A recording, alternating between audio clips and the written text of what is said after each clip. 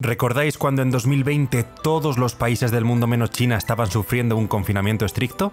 Mientras en España se ponían multas por salir a la calle, en el otro lado del globo se hacían macrofiestas.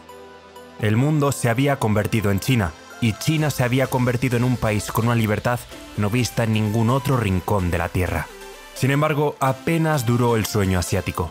Tras casi 2 años de vida relativamente normal para lo que están acostumbrados los chinos, la realidad les ha golpeado más fuerte que nunca. Les dejaron elegir entre libertad y seguridad, y escogieron seguridad y se quedaron sin libertad.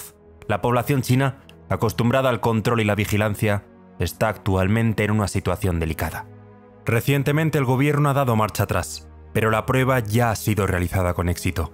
Saben que la gran mayoría de su población apenas se quejará si en el futuro se imponen nuevas medidas draconianas y antihumanas. Serán solo unos pocos, una ínfima parte de la población, la que realmente produzca algo de tensión y se levante frente a la imposición de la élite china. El experimento ha sido todo un éxito y ya saben hasta dónde pueden estrangular. Lo que subyace a todas las medidas, aún así, se ha mantenido. China nunca ha estado tan controlada como ahora. El COVID les ha permitido dar un salto adelante sobre sus ciudadanos, y esto no ha hecho más que empezar. Pero os preguntaréis por qué me interesa en hablaros sobre el tema.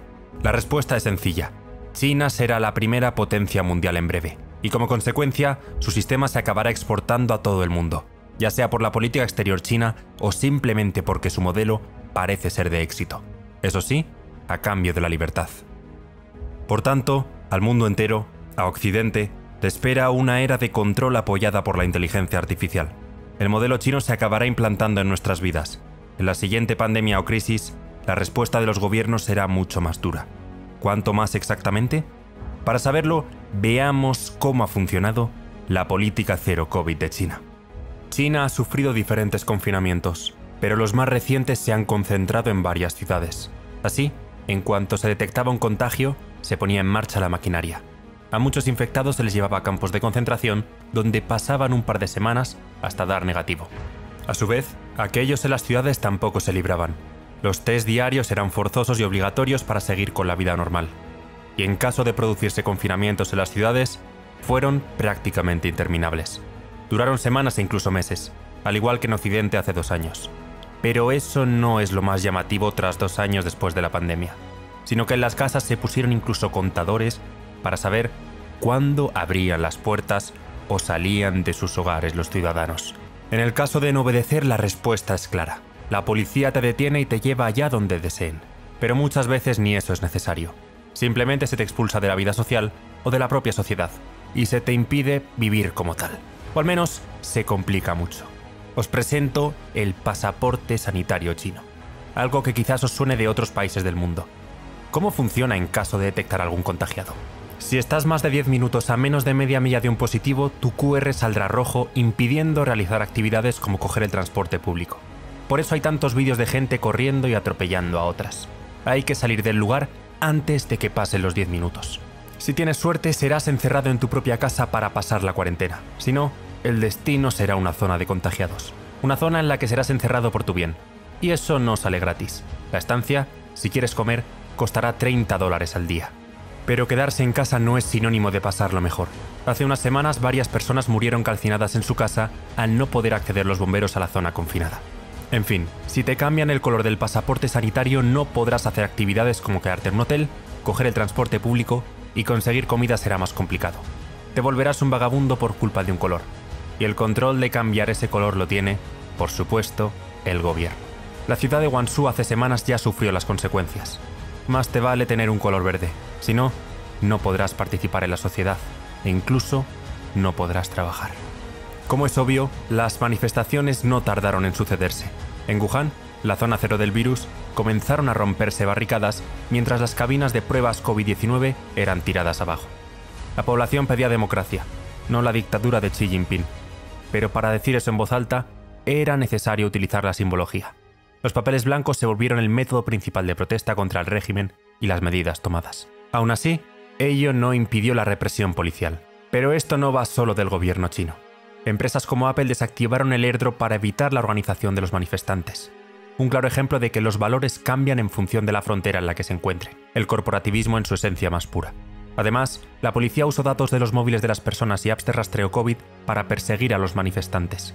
Recordemos que en España se intentó con el radar COVID algo parecido, pero gracias a Dios no funcionó bien. Y si esos datos no dan conclusiones claras, te revisan directamente el móvil. ¿Y cuál es la reacción internacional a todo este teatro?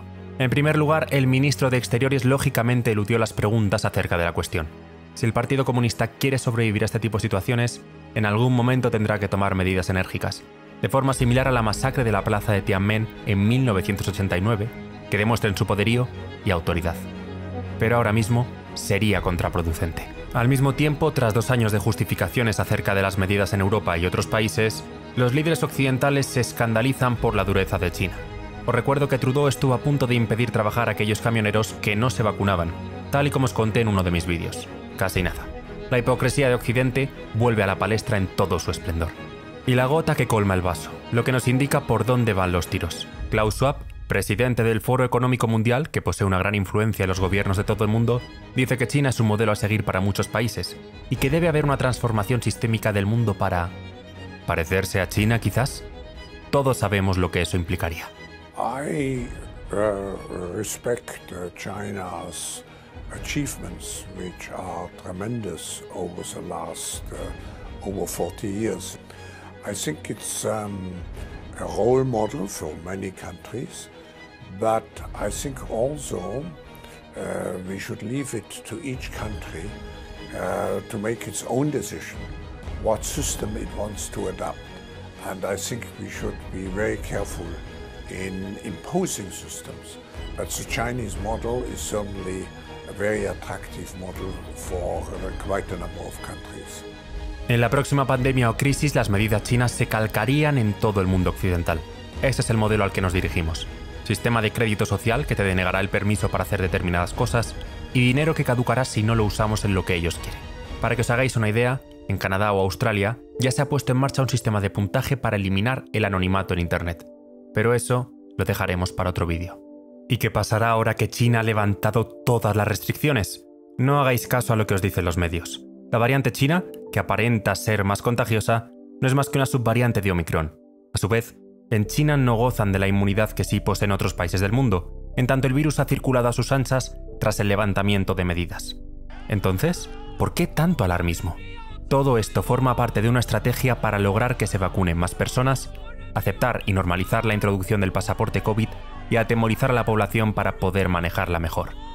China, por supuesto, es cómplice de ello para expandir su sistema. Cada vez estamos más cerca del capitalismo de vigilancia, y solo hará falta otra catástrofe para introducirlo completamente sin vuelta atrás.